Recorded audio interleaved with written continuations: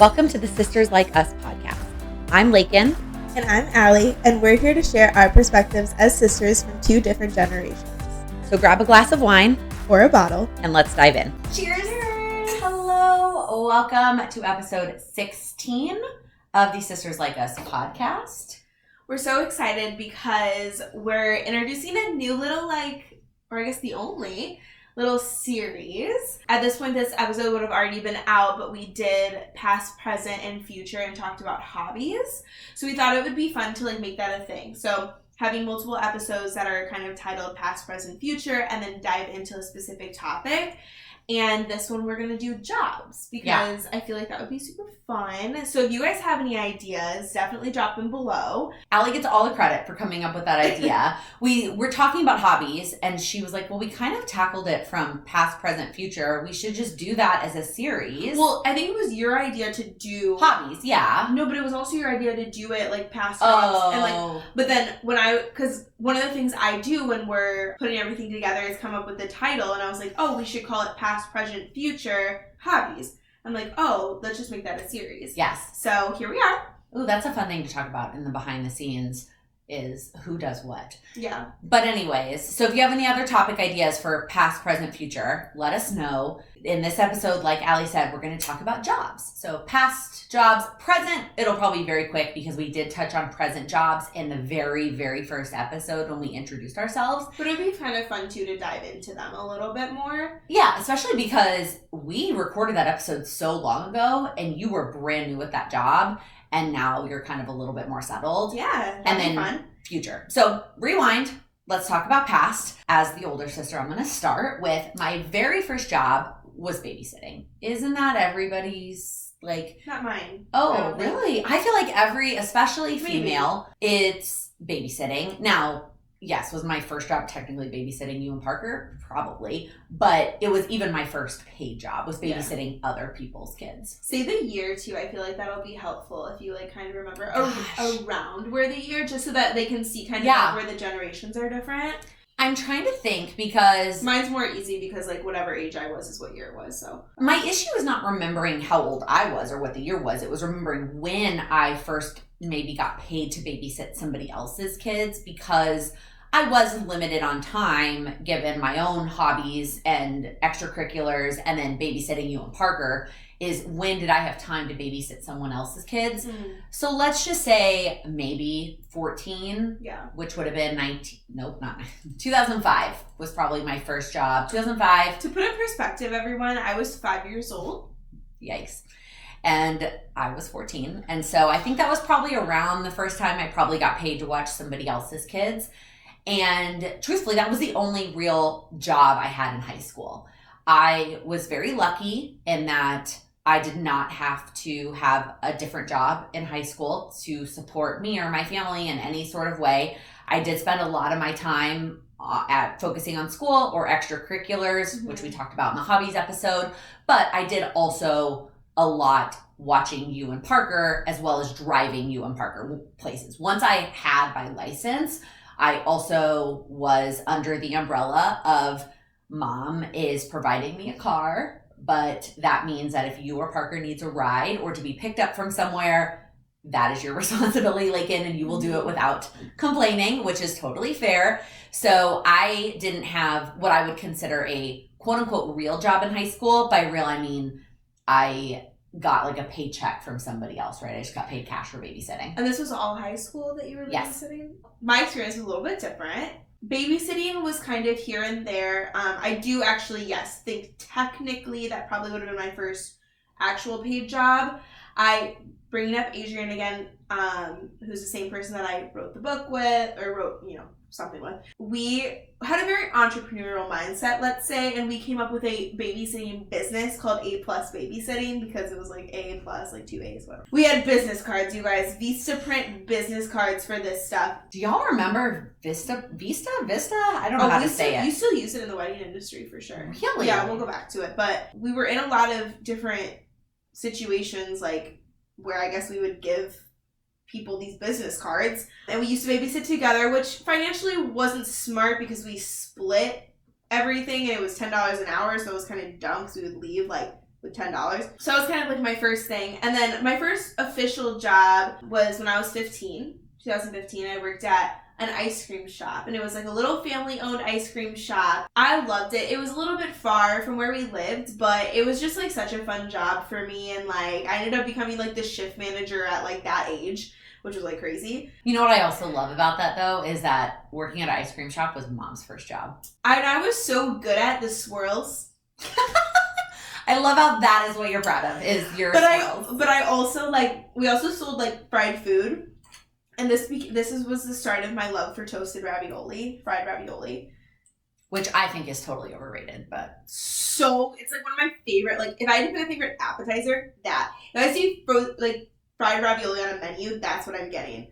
So good. But anyways. That reminds me, we need to and could do a whole episode on food. Yeah, yes. But the Dairy Hut, it was called the Dairy Hut. It was really fun. You know, it's just a little walk-up place that you went to. I was 15, 16, 17, whatever, handling the money because I was a shift manager, which was weird. But but that's like the normal age, I feel like, for most people's first that kind of paid job. Yeah. So my next kind of job, which I did reference in a prior episode, was when I was 18, and it was the summer between high school and college, and I started working for Cutco Knives. Mm-hmm. And if you have been around, you've probably heard of Cutco. You've probably been called by a Cutco sales rep at some point in your life. Some one of your kids' parents, friends, whatever. I used to love to tell people, like friends that I had, I was like, oh, I bet my sister sold you those. Yes. Like I would do that. Like which is probably very true because my siblings, friends, parents were my key demographic. I hit lots of rewards because... Networking is forever a thing, you guys. Forever. Absolutely. But I would literally call and be like, oh, I'm your son or daughter's friend, Allie, Parker, Andrew, Will's friend's older sister. Hi, how are you? And that was my intro. Yeah. But that is what I did through most of college, those summers, and even some at college. So the summer between high school and college, I was just a sales rep and sold Cutco Knives. And then I did some work during college. I transferred to the office in Austin where I went to school and did some work there. Yeah, it was big for you. It was a big part of my life. Yeah. And then the following summer, I was a sales manager for the Naperville where we lived for their office. And then the following summer, I actually ran my own office, which was simultaneously one of the hardest things I've ever done, but one of the most rewarding things I've ever done. And I learned so much. Yes, I made a decent income, but it was more about what I learned in terms of being my own boss and managing other people. And say what you will about the Cutco marketing platform or how they tackle things. As a college student, I don't think I could have learned more than what I did for Cutco. And that's amazing, yeah. The product is also incredible. Yeah, it actually is. Yeah, say what you will about their marketing tactics or that they use college kids for most of their sales reps. The product is the best thing ever. And going back to me wanting to be Lakin at all times, I would literally remember your old Cutco binders that you used to sell to people. And I would literally sit there and pretend I was Lakin selling to I don't even know if you knew this, imaginary person. Like, I'd be like, and this, you guys. That is amazing. It was constant. Everything that Lakin did, everything Lakin owned, I ended up owning. Everything Lakin did, I ended up doing. She never ended up working for Cutco. No. But I do love that. So let me wrap up my college, and then you can move into I'm not even done with my high school. Oh, sorry. I thought you were done with high school. Okay, you finished high school. No, it's okay. So something about me, which you'll probably learn through these episodes, is I like to change my mind a lot. You've said that exact sentence before. What I kind of mean is it's also happened with jobs. So I stopped working at the Dairy Hut, and I decided to get a job in our local mall. And I worked at Hollister. Did you not know this? I don't think I knew that. Okay, so, and it's always funny because I like to say that I worked at Hollister. People always laugh. And it's I love knowing the secrets about Hollister. Why is it so dark? Okay, that's not Hollister actually, that's Abercrombie. No, they're both dark, but go on. I worked there this summer going into college. So, kind of Okay. So you were literally required if you were opening in the morning, we had a literal bottle of the perfume or cologne or whatever, and you had to go to every table setting of like clothes and douse every single inch of that place. That's why it smells so intense when you walk in there. And then on top of that, like everyone behind that counter is in a competition to see who can get the most people, which I feel like is normal for retail. As someone who has worked in retail, like is normal that the people are competing to see who can get the most, like, you know, people to sign up for the rewards program or like whatever. But oh my God, it was so intense to the point where it's like, I would be like, oh, can I just get your number for this? And like, I would just sign them up. Like I worked there on Black Friday and it was actually the most intense moment of my life. So you started the summer between high school and college. I actually don't remember when I actually started, but I worked there up until college.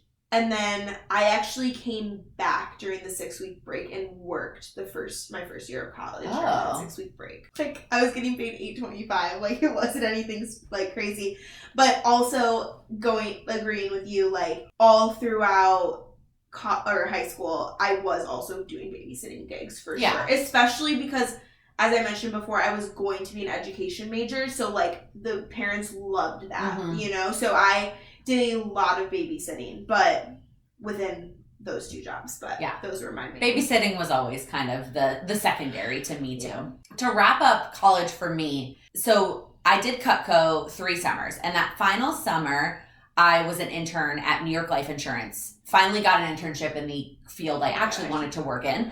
So I was an actuarial intern at New York Life Insurance that summer between junior and senior year. Yes, I consider that a job, I guess. It was really meant to be, it was a job in the sense that I got paid. It was a job in the sense that I got paid a very good hourly rate to be an intern there, but it was really more about figuring out, is this the field I want to work in, and getting a job full time. And so after that internship, I guess I was kind of breezing over that as if it wasn't a big deal, but it was a job I had at some point. Well, yeah, and just to like throw in there, I actually applied in college for the New York Life like communications program internship situation, which is very different than the actuarial program. So don't be hard on yourself. No. And also like it was a blessing in disguise because like I'm in my dream job right now, so it's like okay. But it's like, you know, it's just funny. Like it was like this whole thing. It's like, oh, I was gonna live with Lakin for the summer and like all this stuff. But so I think I was more upset about not getting to live in New York for the summer with Lakin than actually being upset that I didn't get the internship with New York Life. Yeah, that's fair. So yes, I did have that job. I was an intern for New York Life. I think I mentioned this in the Get to Know You episode. I interned for New York Life and they offered me a job full time. And so pretty early into senior year of college, I knew I was going to be moving to New York after college. And I quickly realized I needed money. New York is expensive. So expensive. And if I was going to live there after college, I needed more than just like, I needed to save up at least more than what I had so far. So my senior year, I only did 1 semester because I graduated early. But I had multiple jobs that year because I was bound and determined to make as much money as possible. So I had 3 jobs. Are you ready? I got an internship. I don't know if you knew all this. You're looking at me like you have no idea what I'm about to say. But also that like I'm like which I'll get into, like I guys, like I don't remember the last time, like going back, like talking about how I was working at Hollister and babysitting, like it wasn't until this year where I have had 1 job. Like focus on 1 job. Yeah. I've never been able to like make enough money to just have 1 job. Yeah. So it's like I'm just like agreeing with you. Yeah. Like, okay. So I had 3 jobs. I was an intern at the Texas Department of Insurance. So that was the one job that was related to my field, is I applied to be their actuarial intern at the Texas Department of Insurance. And so that job, I had to work a set amount of hours every week, but they were really flexible as long as it was between the hours of 9 and 5. They didn't care when I was there and I hit my hours. Then I was a nanny for these 2 little kids. And Monday through Thursday, I would pick them up from school at 3 o'clock and watch them until their parents got home from work at 6. which was mostly just like snack time and homework. And they each got one episode of a TV show where I did my homework while they watched their TV shows.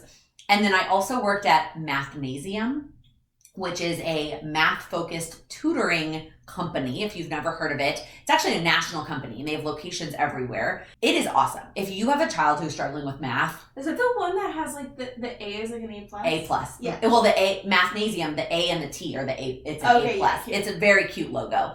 If you have a kid struggling with math, the concepts or the way that Mathnasium teaches math is absolutely awesome. So they have their own curriculum that you teach, but then you also help the kid with whatever math homework they have. And so as a math major, I tutored. It's perfect. It was perfect. And between all three of those jobs, I was focused on saving up to move to New York.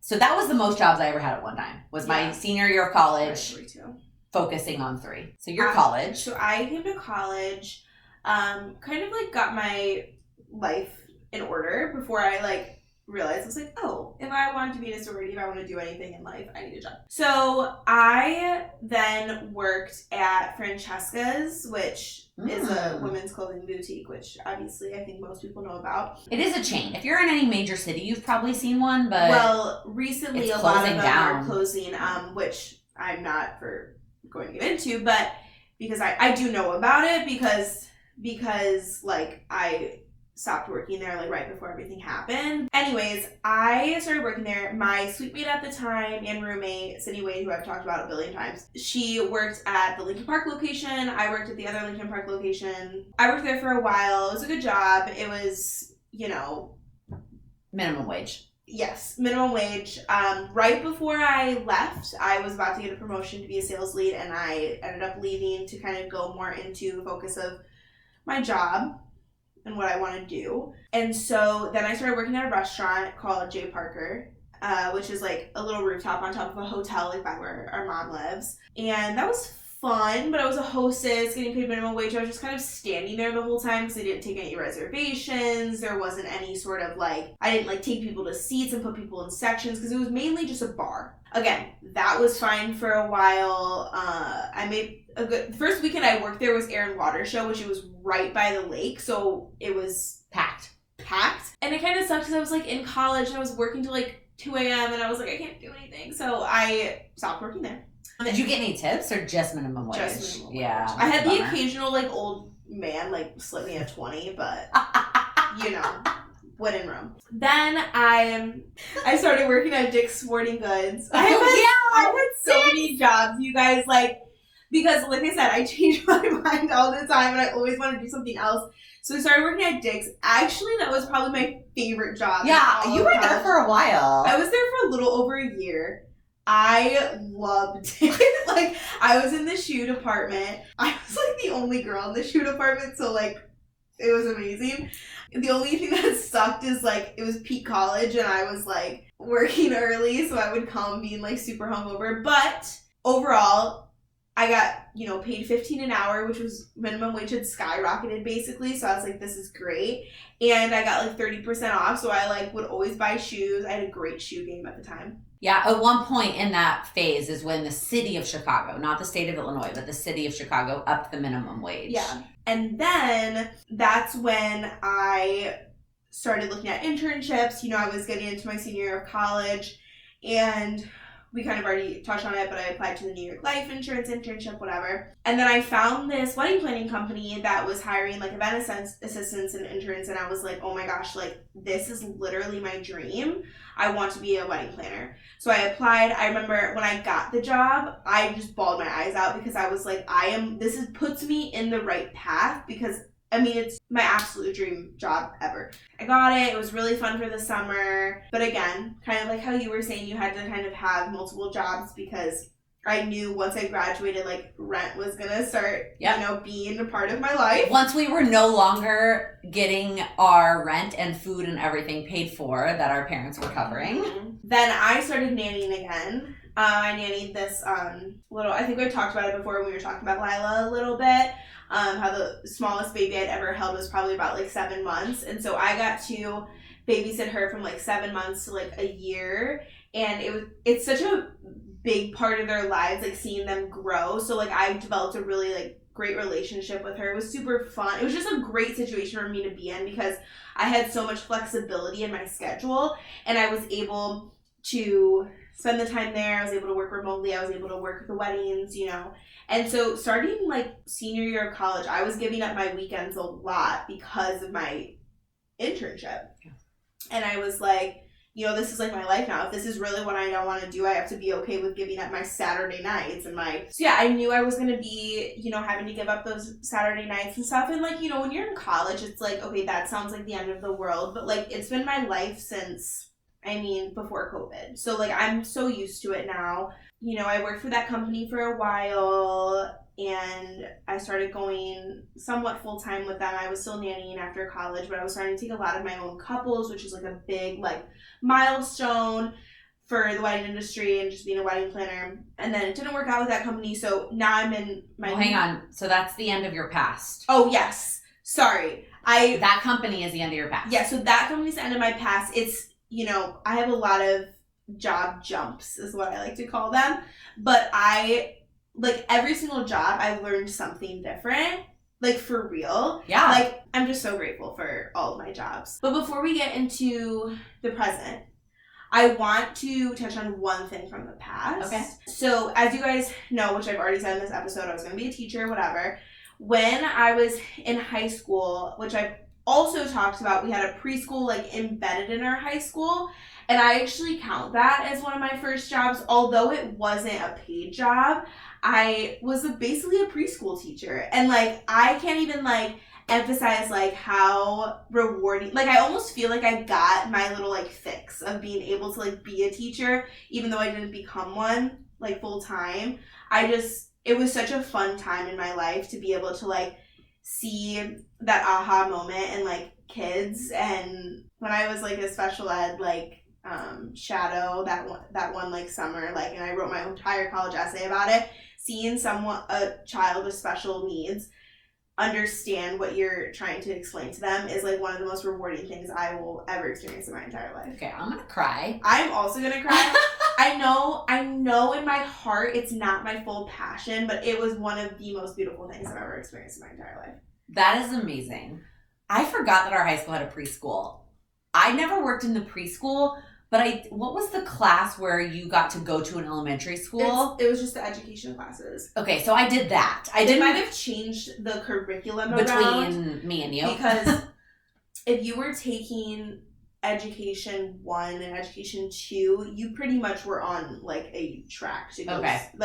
But I'm pretty sure also it was an elective, so you also might have just taken it. But Education 2 was one where you actually went and shadowed. So I did that. I never worked in the preschool in the high school, but I did the class where there were days I left campus and went to an elementary school. I did it every day. And taught a lesson at the elementary school and then came back to high school every day, which was cool. One of the coolest things about, I think, teaching, and like the biggest kudos to like all of the people who majored in it and took so much and just like educated themselves in all of it. It's just sometimes I wish I still went through with it, but like it's kind of one of those professions where if you have like a minute where you're like, wait, like I kind of want to do something else with my life, or even like retired, like a lot of people who are retired like kind of go back and like think like, oh, let me just be a teacher. Like that is totally something I see for myself in the future. Like, you know, you are jumping ahead 2 levels, but I love that for you. Sorry. Told you I do this all the time. I'm always jumping ahead. That's okay. I have one more past to talk about, which is actually the biggest chunk of my adult life, and that is then becoming an actuary. And I worked at New York Life Insurance for 9 years, and sometimes I still forget that is like what I decided to be. I don't know that I've ever said this on an episode, but I was in middle school when I decided to be an actuary. I was in middle school. We had to do a career project. I don't know if you remember that. I also did a career I was going to be a teacher. Did you on teacher? My entire middle school, like everything, like was a speech pathologist. That was that's what right. I That's wanted right. to be forever. Okay. And then after that, special needs. So that's why I did the special needs part. But. So my career project in middle school was on being an actuary. And so I wanted to be an actuary from that point forward, all through high school, all through college. And then when I finally got there, post-college, for a while, it was the best. And it was, oh, this is exactly what I wanted. Look at my paycheck. Look at the exams that I'm passing. Look at the letters after my name. And it was exactly what I wanted until it wasn't. And it started to become... And that's okay. Yes. It's okay to always change your path no matter how old you are. 1,000,000%. It doesn't mean that I would go back and change anything about my path and how I got there. It was just got to a point where it was way too much sitting at my desk, staring at my computer, and not interacting with other people. And everyone had always told me, well, you're going to be a great actuary because you're so social and you're so outgoing. And most actuaries are very introverted and not outgoing. And so it's going to be so great. But then all I did was sit at my computer and do things all day. And it was so frustrating. And so I tried to stay in the insurance industry. And I switched roles within New York Life, which I love the company and still do highly recommend the company because they allowed me to switch basically careers within the same company. So I applied for a job within product management, which I've actually been told I would be good at that job in the corporate world. I think you would be good at project management. Project management. Which I have gotten a lot of confusion when people are like, oh, you do project management. And I'm like, no, I did product management, which at an insurance company meant I was overseeing the development and creation of new products. We had a project management team that supported us that was awesome. But my role was really more focused on product development is really the better phrase for it.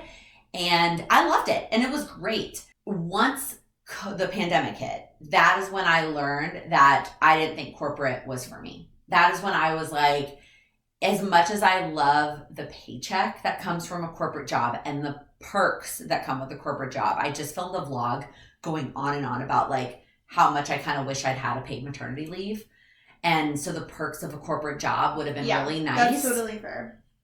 It was not for me. And I wanted to do something different. But those 9 years were still such a big part of my life and growth. And I feel like I should be saying more on a big piece of my past. But I feel like there's what the present holds is just so much, you're just so much more passionate about. That's true. You're right. Whereas like another thing kind of to just like end on the past part of it, like with my last job as a wedding planning assistant, like whatever I was doing, there was also, I didn't really also have any perks because it was just a newer business. And now that I'm in just like a more developed setting, I have a lot more perks, which is great. But do we want to start with present? Or do you have anything else on past? No, I feel like I'm good on past. We can move into present. Do you want to go first? Sure. I talked a little bit about my job in a previous episode, but I am now wedding planning at a venue in Chicago. It's called Walden, not the Walden, just Walden. Is there a the Walden? No, but people sometimes think it's the Walden, so I like just it's Walden, Chicago. And it's so pretty and so fun.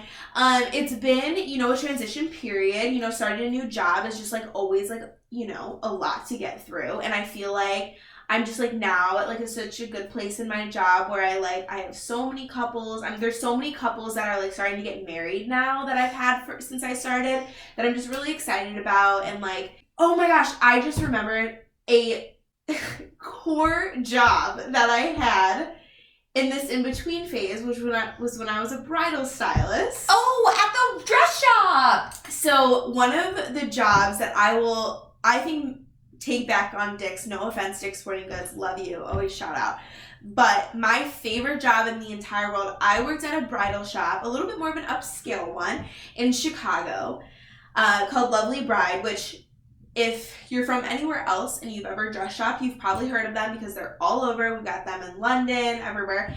And oh my gosh, it was the most amazing job ever. It was like playing dress up every day. I got to work with such amazing people and like that is like my thing. Like I love to like meet new people. I loved working with the families. Like, everyone's like, oh, did you have like momzillas and bridezillas? And it's like, yeah, but like you know, it was fun. It was an experience. And it was just so much fun. And like I learned so much about the industry, the wedding dress industry meaning. And so I have carried it into my new job so much, and I've actually like gotten to work with so many of the girls that like they said yes to. They said yes with me. And like there was even the other day I was at work, and it wasn't my bride, but she was there for her rehearsal, and she was like, "Oh, like where are we supposed to go?" And I was like talking to her, and I'm like, "Wait, like we've met." And she's like, "Wait." And I'm like, "Did you get your dress at Lovely?" And it's always that. And they're always like, "Oh yeah." And I'm like, "Oh yeah, you got this dress and it was this much." And it was, you know, it was just so fun because it just adds another, you know, level to that connection. Anyways, so that was a big part. I can't believe you forgot about that. I can't believe I forgot about that too, because not recently, but like even after I stopped working there, I've gone back and like done a couple shifts there. You know, shifts, because I love it. And it was so much fun. So yeah, so I'm in the new job. To give a kind of glimpse at what I do, because I kind of just say like wedding planner, but I'm actually technically titled an event coordinator at the venue, and I work alongside a lead planner when we're working with couples, and I have probably about 53 different couples that I'm working with at the same time. That's a lot. Yeah, so I'm doing that, which is great, because I feel like my biggest thing is like with wedding planning, which I'll just throw a little piece of advice in there for anyone who is going through the process or knows they're going to be going through the process soon, or even has gone through the process. I feel like wedding planning, I will stand by this, is always a system of priorities. So it's what you are going to prioritize within the process, and then once you figure that out, you're able to figure out like what you're going to spend on this, what you're going to spend on that, and then also put it into perspective, like a photographer that is charging $10,000 and a photographer that is charging $5,000 might be doing the same amount of work. So having someone, whether it's a wedding planner, whether it's a wedding coach, you know, whether it's a family friend, like anyone to kind of guide you through that process and just tell you like, you know, what's worth spending your money on and what's not. So in my position, I basically do a lot of the vendor outreach. So reaching out to photographers, DJs, all of those, you know, people that you need to have there. Also communicating firsthand with the couples and answering any, you know, main questions that they have. We work all on the same platforms. But then on top of that, I also have been doing all of the corporate events at our venue, which has been very new for me and kind of a really fun experience just to like learn more about corporate events, because not even corporate, we've done like mini like farmers market type you've had things. lots of things, lots of interesting things, and it's just fun because it kind of makes me a little bit different, and I get to do like that kind of side of things. And so I like having, you know, my occasional like Thursday corporate event that I've been planning, which I have about like 4 to 5 coming up in 2024. But overall, that's kind of my present job. That was kind of a lot, but I had to go back and talk about my I know. I completely forgot about your dress job. But yeah, and I'm very stable. Like I'm very happy where I'm at right now. So that's where I'll leave my present. I love that for you. Yeah, thanks. Obviously, we did talk about our present in the intro episode. And so if you don't know, my present is I currently work for myself. I own my own business. CEO. Yes, I do have a little plaque on my desk that says Lakenstrom CEO. I hope to have that one day. And don't get me wrong, I love working for myself. I am focused on helping others achieve their personal goals, and I do so via a monthly membership, one-on-one coaching, as well as a YouTube channel called Plan with Laken. And I am absolutely 1,000,000% thankful now that I have a daughter that I am able to work for myself, and I have the flexibility that I can be there with her when I want to be or I need to be, but then I also am able to contribute to our household and our lifestyle and also have something that is my own. I think my mother-in-law actually just recently asked me this, like, do you think you'd want to stay home full time with her? And it's hard to answer. She's 3 and 3-ish months as of the recording of this episode. I think from her standpoint and a mother standpoint, yes, I would love to be able to stay home and give my 100% focus to her and be there for every moment of her life. But is that the best version of me to be 100% there for her all the time? Probably not. Having my own thing that makes me proud that I focus on makes me a better me, which in turn makes me a better mom. So I am very thankful for my job. And my present includes a lot of filming videos, editing videos, supporting the membership. We have a weekly coaching call, and then additional products and workshops that support people achieving their goals. I am still trying to figure out what my present looks like as a new mom, because what my present looked like before is not what I want to prioritize going forward. Mm-hmm. I had a lot of commitments and hours that, while lucrative, is not what I want to do in the future. I want that flexibility. Right. So the membership will always be there where I commit to them at the same time every week, but it's an evening time where my husband is there to watch our daughter.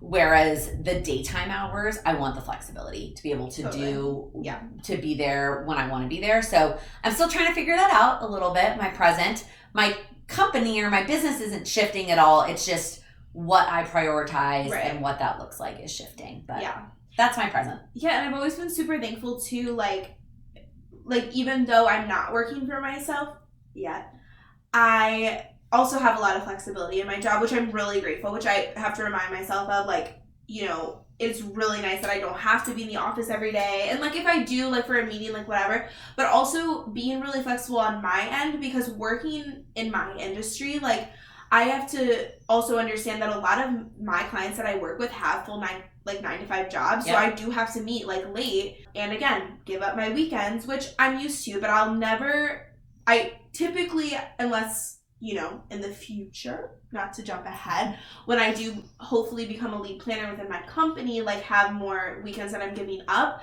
like only like one wedding a weekend is typically where I'm at right now. So it's not like I'm giving up my whole weekend. Got it. So not to jump into the future, but a lead planner, you are going to have to eventually work more weekends. So the difference kind of that in that realm of things between a lead and event coordinator is the lead is there the day of. The event coordinator is not required to be there the day of. When I'm working on the weekends is typically when I'm helping out as an opening or closer. Got it.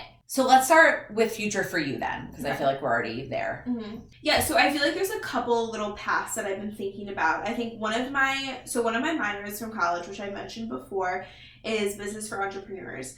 And I've kind of my whole life, obviously, like from the start of this episode to the end, I've had a very like entrepreneurial mindset. So my goal in life is, yes, to have like hopefully my own wedding planning business. I had thought for a while, like, oh, I want to do events in general, but I feel like that's not realistic. I love weddings. Like, I just, you know, like, I just feel so happy when I'm working weddings, and I just feel like that's, like, my thing. I love it.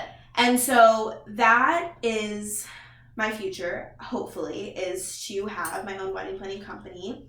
No one steal it. My event name is... Don't say it! Okay, no, you're right. You're right. No! Okay, I'm not saying it. It'll have to be a surprise when it actually happens. So that's the, like, future. Future. What's the in-between? The in-between is, like, again, like, I think where I'm at, like I said before, is super stable and, like, a super good place to be at.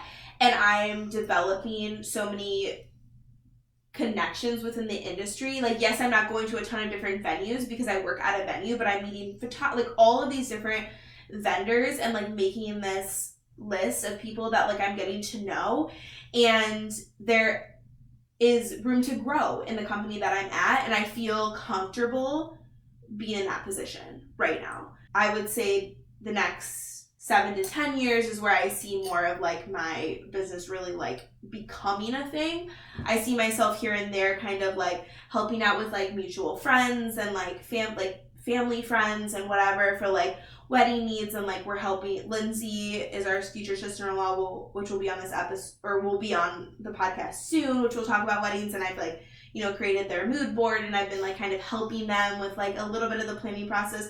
You just need someone to give you some advice, because again, like I said, it's a lot. It is a lot. The thing I always say is it's a very emotional and expensive day event process, and it is a lot. You know, like, I've never been married. I don't know, like, the whole actual wedding process. But, like, because I mean, guys, like, if I had to put in perspective between now and 2019, I've probably been to over, like, probably up towards like 100 weddings. Like just That's amazing. Just like seeing like how things go, and like it's just I love the industry, and I just, you know, I'm very, very, very, very passionate about just like that day. I love that. I love that so much. It is, as somebody who has planned a wedding and gotten married, it is a very expensive and emotional day. Actually, a funny thing about that, people have asked me, they're like did you, because I was your maid of honor, they were like, did you help Lincoln plan her wedding? No. Absolutely. Have you know anything about my sister? Like, have you met Lincoln? No. No. Even if Lincoln's sister was a wedding planner, I wouldn't plan her wedding. That should be like on a plaque somewhere. And if I was getting married in Chicago, no, maybe but listen, it would I have been different. respected it 100%. Yeah. Like, I would have never expected to like. I'm like, guys, her Instagram username is Plan with Lincoln. Like, no. I planned my own wedding, yes. And actually, really quick, I want to mention, sorry this episode is so long, but I really want to mention really quick, me trying to explain to people I know and my friends what you do It's hard. Is always fun, because I'm like, well, let's go back to the part where I wanted to, again, be her and plan like her. So her Instagram's Plan with Lincoln. This is her Instagram. So she used to use a planner as a scrapbook, and now she does this. Now she's motivated. It's just like, it's hard. I even was asked the other day about my business, and I'm still working on the, not to go back to present, but I'm still working on the how to explain what it is to people that I do. It's tough. My mother-in-law also recently was like, I don't understand what you do. I'm like, that's fair. That's fine. it is what it is. So my future is so unknown. I have no idea. And that's okay also. Yes. Like, it's okay to have no idea, because like I think everyone has a little bit of that. I have learned a lot since becoming a mom that my priorities can and will shift so much, and it is okay that I will change my mind. I can change my mind. And right now I have no immediate plans to like change anything drastically, but never say never. Right. And so for me right now, the future is a vast unknown. That is all I've got for future. It is not as exciting as yours. No, but I think that like, you know, we're both in the place where like we're happy, we're figuring things out. And also, like I kind of mentioned in the very beginning of this episode, like I mean, I'm 23 years old, but like looking, you know, like let's say future, would love to get back in the like special ed world. Oh, right. And also still a goal of mine to write a book one day. Oh, yes, we talked about that. Yeah. So, in the hobbies, maybe Q&A. I don't even remember where we talked about that at this point. I feel like this episode is plenty long. Well overdone. Yes. But we hope you guys enjoyed it, because we really, like, I think one thing about us is like we are both passionate about like what we do right now. And just but like passionate in life, and I think that like this is just like a fun topic for us to talk about and like dive into. So we hope you guys enjoyed it. Let us know in the comments somewhere, whether it's on Instagram or on YouTube, what do you do right now? What is your present in terms of work and jobs and etc.? I feel like I never know what to call it. Like if your present is taking care of an elderly relative, or your present is staying home with your kids, I want to hear about it. If your present is a VP of some awesome company or running your own business, I want to hear about it. And also, like, if you're kind of like a little bit like younger than me or more like in my age, like do you have like kind of like a dream like career that you like see yourself in, and like, you know, what does that look like for you? Love that question. Okay. Thank you for listening. And we will see you soon. Bye.